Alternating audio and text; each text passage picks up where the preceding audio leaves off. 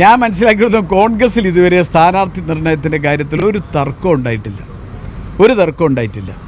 തർക്കമൊക്കെ നിങ്ങൾ ഉണ്ടാക്കുന്നു. നിങ്ങളൊരു ദിവസം ഒരു സ്ഥാനാർത്ഥിയെ പേര് പറയും, അദ്ദേഹത്തിന് മുൻതൂക്കം, മറ്റേക്ക് പിൻതൂക്കം എന്ന് പറയും. അത് കഴിഞ്ഞ് പിറ്റേ ദിവസം നിങ്ങൾ പറയും അല്ല ഇപ്പുറത്താണ് മുൻതൂക്കം, അപ്പുറത്താണ് പിൻതൂക്കം എന്ന് പറയും.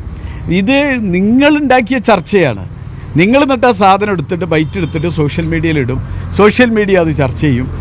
ഇതല്ലാതെ ഇവിടെ ഞങ്ങളെ സംബന്ധിച്ചിടത്തോളം ഇവിടെ യാതൊരു തർക്കവും ഈ കാര്യത്തിൽ ഇല്ല എന്ന് മാത്രമല്ല, ഇവിടെ കോൺഗ്രസ് പ്രഖ്യാപിക്കുന്ന സ്ഥാനാർത്ഥിക്ക് വേണ്ടി കാതോർത്തിരിക്കുകയാണ് നിലമ്പൂർ ഒരിക്കലും ഇല്ലാത്ത രൂപത്തിൽ UDF ഈ പറയുന്ന പ്രത്യേകിച്ച് കോൺഗ്രസ് പാർട്ടി മുസ്ലിം ലീഗും അതിനുവേണ്ടി ഈ ഒരു തെരഞ്ഞെടുപ്പിന് മണ്ണും മനസ്സും ഒരുക്കി കാത്തിരിക്കുകയാണ്.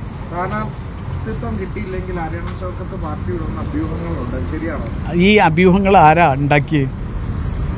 നിങ്ങളുണ്ടാക്കുന്ന അഭ്യൂഹമല്ലേ? നിങ്ങൾ ഓരോന്നും ഉണ്ടാക്കുന്നു, അത് കഴിഞ്ഞിട്ട് നിങ്ങളിങ്ങനെ പറയുന്നു, എന്നിട്ട് എന്നോട് ചോദ്യം ചോദിക്കുന്നു. ഞാൻ അതിൻ്റെ വളരെ വ്യക്തമായി അതിൻ്റെ കാര്യം പറഞ്ഞല്ലോ. എന്നെ സംബന്ധിച്ചിടത്തോളം എനിക്കൊരു പൈതൃകമുണ്ട്, എനിക്കൊരു ലെഗസിയുണ്ട്. ആ ലെഗസി എന്ന് പറയുന്നത് എൻ്റെ പിതാവിൻ്റെ ഒരു പൈതൃകമാണ്. ആ പൈതൃകം എന്ന് പറഞ്ഞ് ഞാൻ നിങ്ങളോട് പറഞ്ഞു, അദ്ദേഹത്തിന് അവസാന ഘട്ടത്തിൽ പോലും എന്നോട് പറഞ്ഞൊരു കാര്യം ഞങ്ങളോട് പറഞ്ഞതാണ്.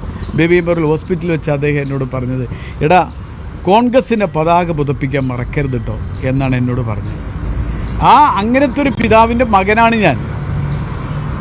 എനിക്കും എൻ്റെ ജീവിതത്തിലും എൻ്റെ ആഗ്രഹമെന്ന് പറയുന്നത് എനിക്കും എൻ്റെ മൃതശരീരത്തിലും കോൺഗ്രസിൻ്റെ ഒരു പതാക പുതച്ചുറങ്ങണം എന്നതാണ്. അതാണ് എൻ്റെയും ആഗ്രഹം. ആ പറഞ്ഞതിനകത്ത് എല്ലാം ഉണ്ട്, നിങ്ങൾക്ക് വായിച്ചെടുക്കാം ബാക്കി കാര്യങ്ങൾ. പറഞ്ഞില്ലേ, കോൺഗ്രസ് സ്ഥാനാർത്ഥി ഹൈക്കമാൻഡ് പ്രഖ്യാപിക്കുന്ന സ്ഥാനാർത്ഥിക്ക് വേണ്ടി കാത്തിരിക്കുകയാണ് നിലമ്പൂര്. അതിന് സംശയം എന്താ ഉള്ളത്?